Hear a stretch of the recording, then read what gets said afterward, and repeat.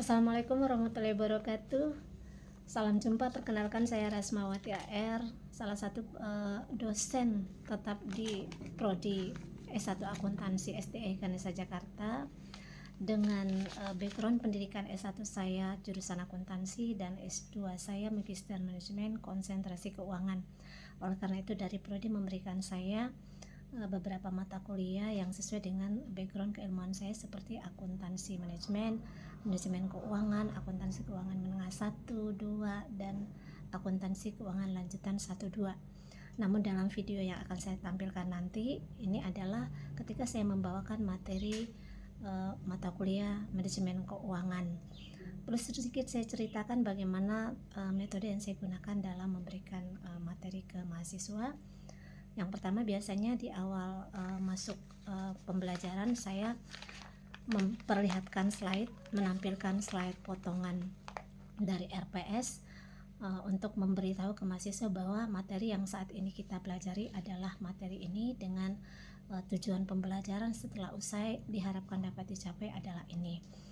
Nah, setelah itu saya masuk ke belajarnya. Saya membuka sedikit bagaimana tentang materi sebelumnya. Jadi saya selalu menanyakan ke mahasiswa, materi apa yang saya sampaikan minggu lalu, apa yang ibu sampaikan minggu lalu, dan saya menunggu feedback mereka, apa yang mereka sampaikan, karena ini penting juga buat saya untuk mengetahui sekilas seberapa besar mereka bisa menyerap materi yang saya sampaikan minggu lalu, seberapa ingatnya mereka terhadap materi itu. Dan yang kedua, tujuannya adalah karena materi-materi yang saya sampaikan memang selalu berkaitan dengan materi-materi sebelumnya. Jadi adanya keterkaitan antara materi sebelumnya, maka perlu diingatkan kembali sebagai basic untuk melanjutkan materi berikutnya, dan ini akan memperkuat mahasiswa untuk lebih paham materi ke atasnya. Nah, setelah itu saya masuk ke materi inti. Setelah sedikit memberikan tanya jawab tentang materi sebelumnya, tidak banyak waktu, kemudian saya masuk ke materi inti. Saya akan menjelaskan materi sekarang, di mana teknik penyampaian saya ada beberapa cara. Pertama, dengan metode ceramah langsung dengan mahasiswa di depan kelas, ya, interaksi langsung. 2, bisa juga dengan cara kuliah pakar, di mana kami bergabung dengan beberapa kelas yang mungkin sama dengan materi atau mata kuliah kami undang pakar dan kami masukkan mahasiswa untuk mengadakan seminar atau kuliah pakar bahasanya. Kemudian teknik ketiga adalah membentuk kelompok-kelompok dalam kelas itu, membentuk kelompok-kelompok mahasiswa, di mana masing-masing mahasiswa kami berikan materi-materi, subpokok materi untuk dibahas dan memberikan satu contoh studi kasus untuk mereka pecahkan dan presentasikan ke depan, dan memberikan peluang ke kelompok-kelompok lain untuk menanyakan hal-hal yang kurang dipahami. Nah, itu 3 cara yang biasa saya lakukan.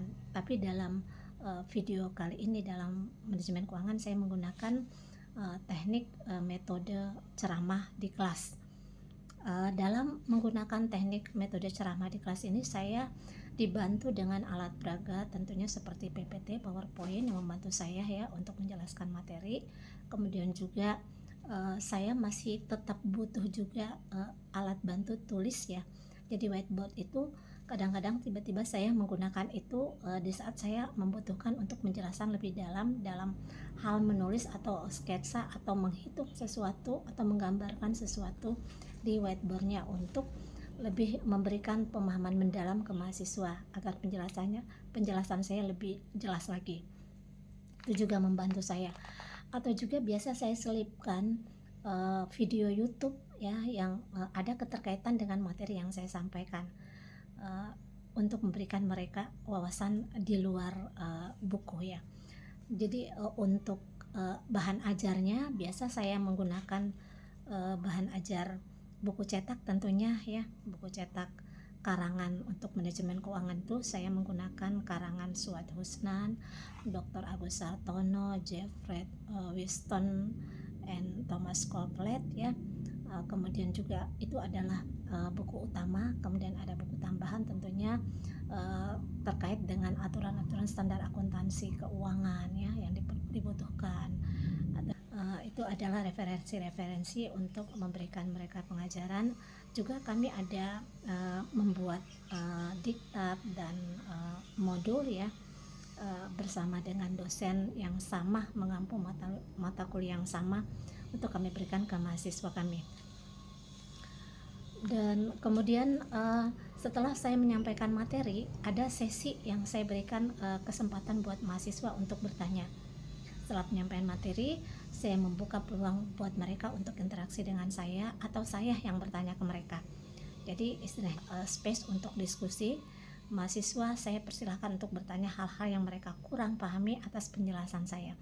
Dan di sini biasanya banyak hal yang saya dapatkan dan banyak hal poin yang bisa saya nilai dari mereka, di mana mereka pertanyaannya kadang-kadang mengambil sesuatu yang memang kasus-kasus yang lagi viral atau lagi umum dibicarakan, kemudian ditarik masuk dalam konsep materi yang saya ajarkan. Kalau sekiranya ada keterkaitan itu ya, mereka kadang-kadang mengambilkan itu dan bagaimana saya menjelaskan pemecahan masalahnya. Dan menurut saya ini juga bagus ya, karena saya menganggap mahasiswa ini mulai berpikir bagaimana mengaplikasikan materi yang saya ajarkan ini dalam dunia nyata. Jadi menurut saya untuk teknik pembelajaran interaksi langsung atau ceramah langsung di depan kelas kita lebih efektif dan lebih dapat apa yang kita ingin ambil poin-poinnya. Lewat interaksi ini kita bisa melihat bagaimana reaksi mereka mendengarkan materi kita, bagaimana reaksi mereka, feedback mereka menanggapi kita, bagaimana kita bertanya dan mereka yang bertanya. Dalam kondisi seperti ini maka terjalin sebuah ikatan emosional antara dosen dan mahasiswa. Kedekatan itu akan memberikan mereka keleluasaan atau kenyamanan untuk bertanya tanpa rasa takut. Itu mungkin yang bisa saya sampaikan. Dan yang berikutnya, setelah selesai masa diskusi, maka di penghujung penyampaian tentu saya ingin tahu seberapa besar mereka bisa menyerap materi saya. Saya memberikan mereka soal untuk dijawab. Kalau memungkinkan untuk waktu, maka hari itu juga diselesaikan sebelum pulang perkuliahan.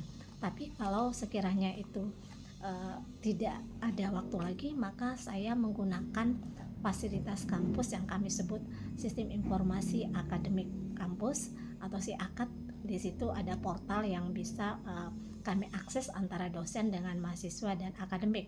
Nah, di situ saya biasanya memberikan tugas di room tugas ya. Saya memberikan tugas ke mereka, apakah tugasnya dalam bentuk tugas mandiri atau tugas kelompok. Dan mahasiswa punya hak juga untuk submit atau menjawab di room yang sama. Begitu juga dengan bahan ajar pun saya upload di sistem SIAKAD-nya, sehingga mereka tinggal download aja jika mereka butuhkan referensi saya. Ini memudahkan kami. Untuk juga setiap kelas saya selalu membuat grup. Jadi grup itu untuk komunikasi antara saya dengan mahasiswa saya untuk hal-hal yang harus kami sampaikan ya, pembagian kelompok dan seterusnya. Jadi kami lakukan di dalam grup itu. Yang perlu saya sampaikan, acuan penilaian dari prodi memberikan kami kriteria penilaiannya, yaitu untuk UTS-nya 30, UAS-nya 35, kemudian untuk tugas 20% ya, dan untuk kehadiran 15%. Demikian yang bisa saya sampaikan dengan sistem pembelajaran saya.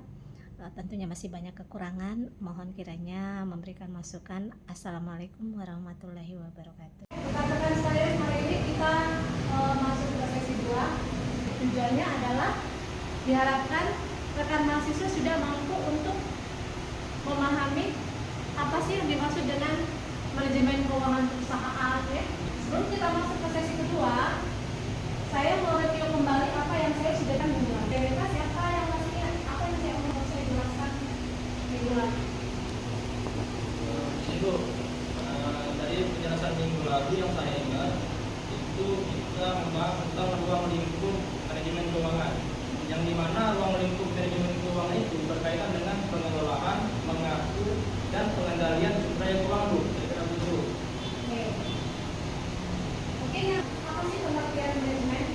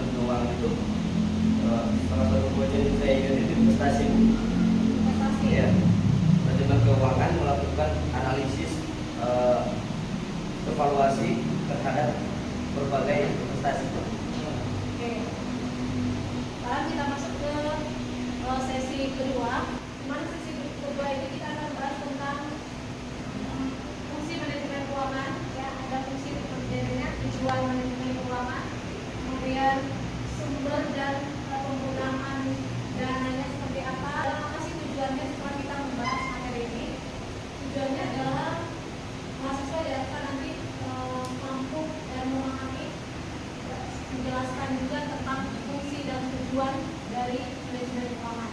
Nah, sudah kita ketahui bahwa dalam perusahaan itu ada pengelolanya. Pengelolanya adalah manajemen para manajer, ya. Biasanya para manajer. Karena di dalam perusahaan itu kalau nggak ada yang kelola itu nggak bisa berjalan dengan baik, apalagi keuangan ya, masalah keuangan itu sangat perlu manajer yang andal, yang tahu bagaimana mengelola keuangan perusahaan.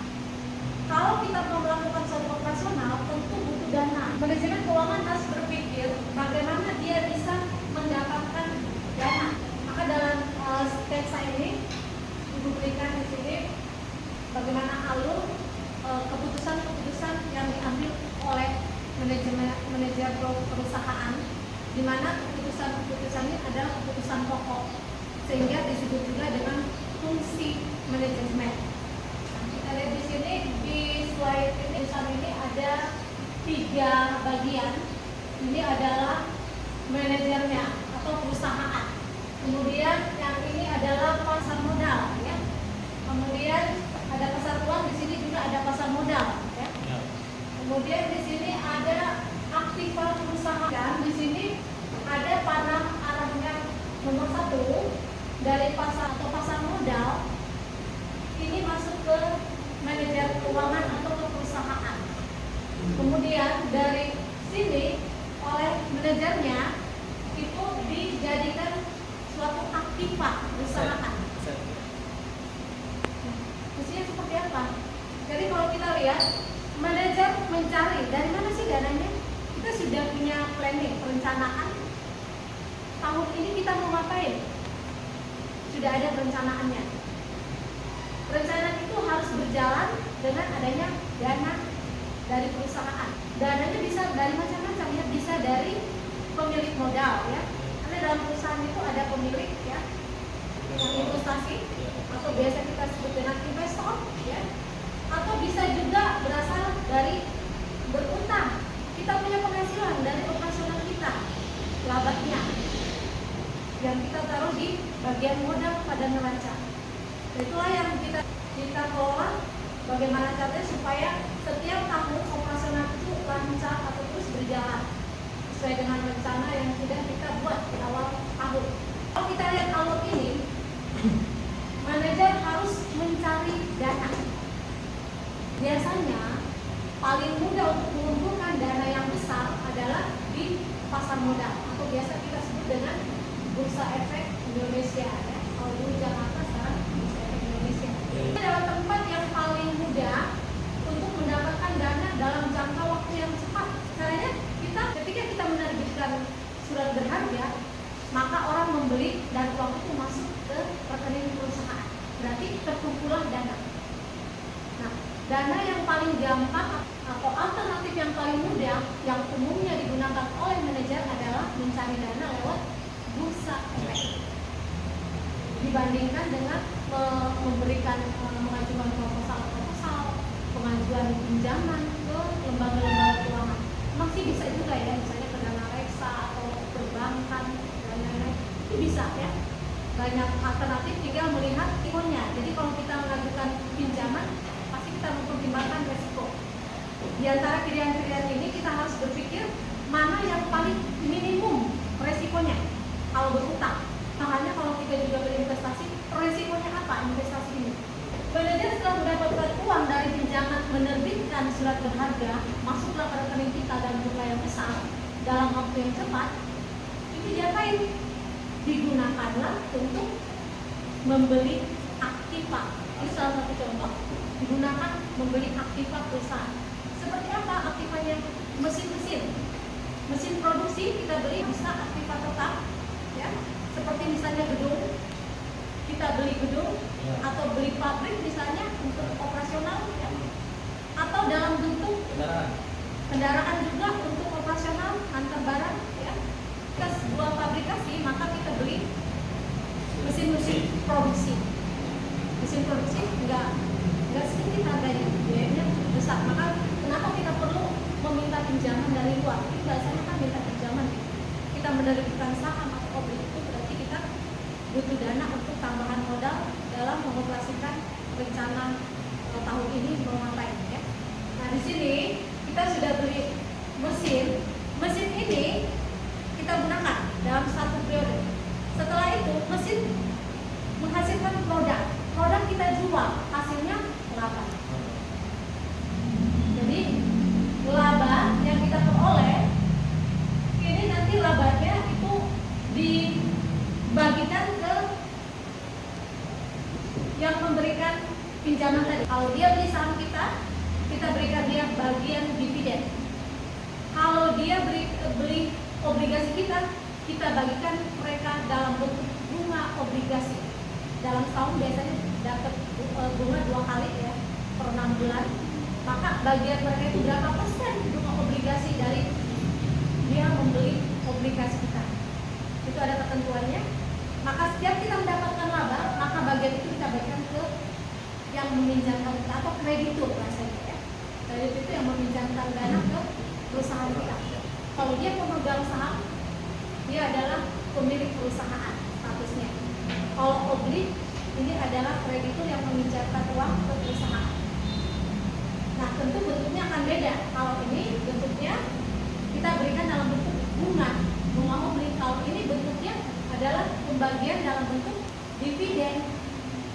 Bahasa laba kalau kita bagikan ke pemegang saham disebut dengan dividen yang akan kita bagikan di akhir tahun ya.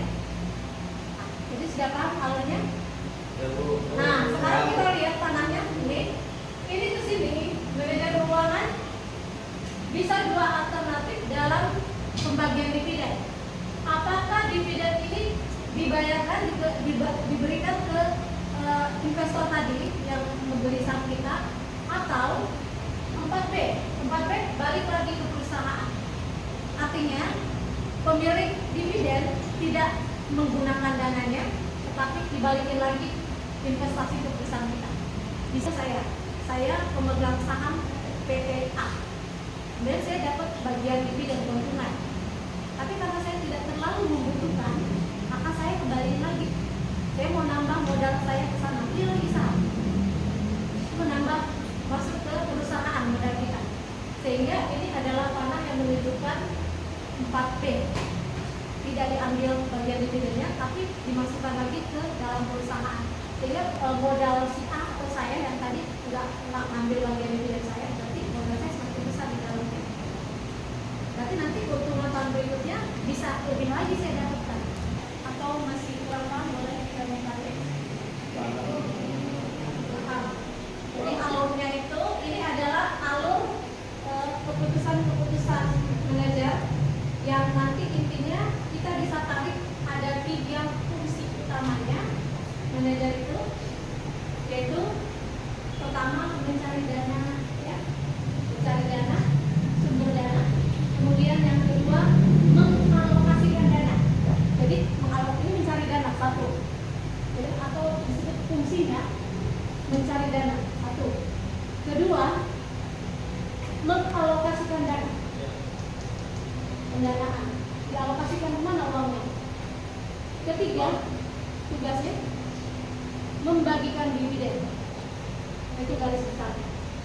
Jadi harus dipahami itu. Maka pembagian labanya disebut dengan pembagian dividen. Maka yang harus kalian pahami adalah fungsi utama atau tugas utama seorang manajer adalah mencari dana, pendanaan. Yang kedua investasi atau alokasi dana, ya, mengalokasikan dana yang sudah ada, dimasukkan ke pos-pos mana, gitu ya, alokasi dana. Setelah itu hasil alokasi dana adalah apa? Laba diapain? Dia harus bagi ke para investor yang meminjamkan kita uang tadi. Pembagian dividen itu 3 tugas pokok. Paham? Kalau ada yang boleh bagi kami boleh tanyakan. Saya berikan, saya ingin bertanya apa tujuan keputusan yang diambil oleh manajemen keuangan? Terus kita lihat tadi semua serba keputusan ya. Jadi kebayang nggak bahwa seorang manajer itu intinya mengambil keputusan penting dalam perusahaan itu. Kalau dia salah mengambil keputusan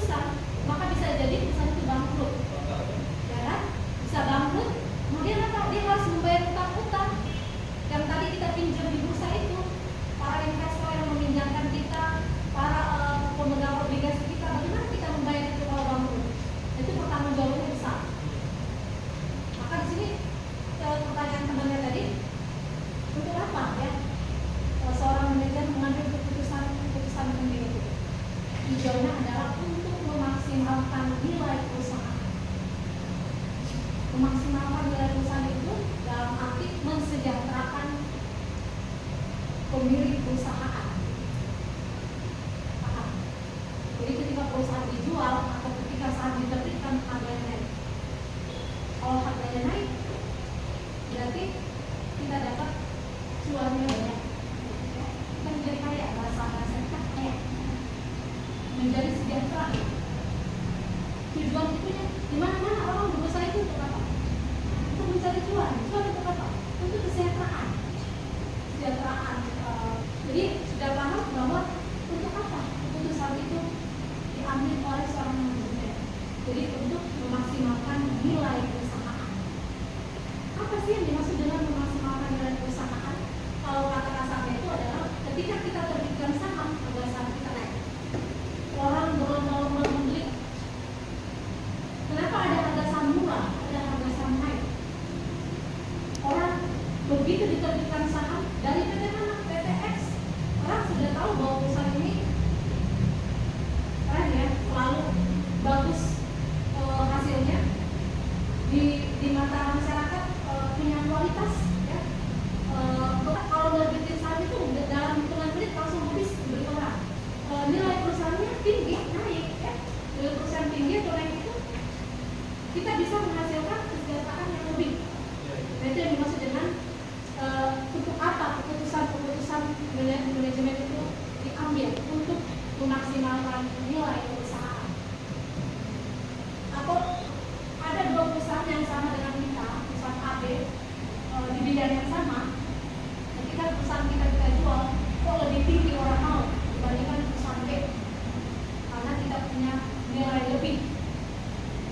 Mereka bersedia membayar dengan biaya yang besar untuk membeli perusahaan kita dibanding perusahaan B. Dari situ sudah kelihatan secara kasat mata bahwa perusahaan A ini punya nilai maksimal, punya nilai lebih. Bagaimana bisa dia meningkatkan nilai lebihnya itu? Yaitu dengan usaha-usaha yang mereka lakukan bertahun-tahun ya. Kemudian bisa dipahami ya maksud saya ya. Karena kita bicara harga antara dua ini, obligasi dengan saham, yang mana yang paling bisa menunjukkan indikator. Kalau obligasi itu nggak bisa kita jadikan sebagai patokan untuk dikatakan nilai perusahaan ini maksimal ya. Yang dilihat adalah harga sahamnya. Kenapa harga saham? Karena ini bentuknya kesejahteraan atau keuntungan untuk jangka waktu panjang. Beda dengan kalau obligasi. Kalau obligasi itu nggak sampai jangka panjang, jangka pendek. Oke. Masih ada pertanyaan sampai sini? Silakan. Sebelum tadi kita bertanya pengertian fungsionalitas, kita berkaitan dengan itu pasti ada faktor eksternal maupun internalnya mengaruhi keputusan manajer melakukan keuangannya. Bagaimana akhirnya manajer itu bisa mengambil keputusan agar keuangannya itu terarah dan bisa berjalan dengan efektif. Faktor yang harus diperhatikan ya. Jadi banyak memang kalau mengambil keputusan itu nggak simpel ya. Banyak pertimbangan-pertimbangan. Di mana pertimbangan ada eksternal, ada internal. Kalau internal pasti dalam perusahaan kita lihat dulu kemampuan perusahaan kita, ya kan? Kemampuan perusahaan kita seperti apa, ya kan? Kalau misalnya kita punya target untuk apa? Untuk memproduksi sebuah produk, maka dana kita cukup nggak untuk itu? Kemudian SDM kita mampu nggak untuk melakukan itu? Kemudian melihat eksternalnya apa? Kita lihat lingkungan kondisi ekonomi pada saat ini seperti apa.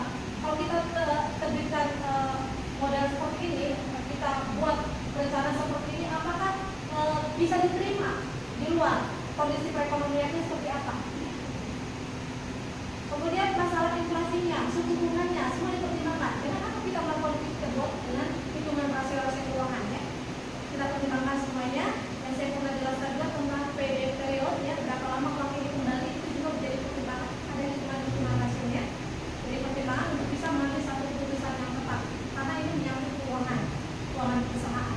Jadi harus mempertimbangkan faktor internal dan eksternal. Nah kalau udah siap semuanya dari SDM, keuangan, kondisi perekonomian, ya, inflasi, suku bunga yang berlaku dan lain-lain, pemasarannya seperti apa, itu sudah semua penelitian sudah dilakukan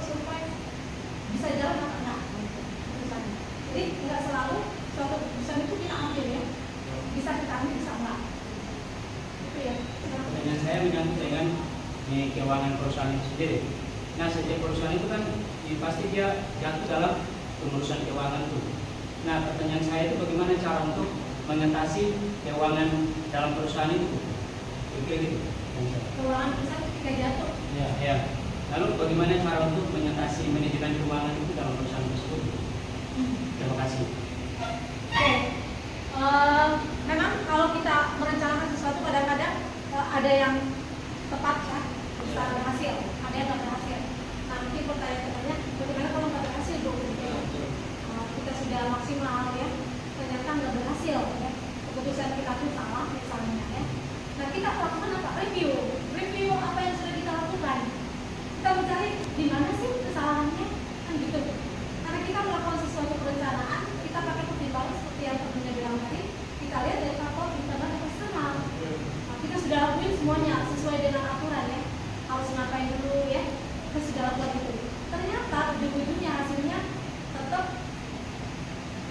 tidak berhasil. Nah, itu kita harus bertanggungjawabkan di depan pemegang saham dalam atau umum pemegang saham. Apa yang kita lakukan satu periode ini, kita akan laporkan bagaimana rencana kemarin, kemudian hasilnya seperti apa, kan gitu ya. Selain dividen yang kita bicarakan ya, evaluasi perencanaan kemarin ya, pelaksanaan kemarin. Karena dalam manajemen itu seperti manajemen itu adalah perencanaan, kemudian ada faktor koordinasian, evaluasi juga ada, pengendalian juga ada. Nah itu kita telusuri lagi, apakah itu sudah berjalan, perencanaannya sudah bagus, ya, pengendaliannya sudah bagus, ya, pengelolaannya sudah bagus, berjalan sesuai yang kita harapkan. Pasti ada kesalahan di situ. Di antara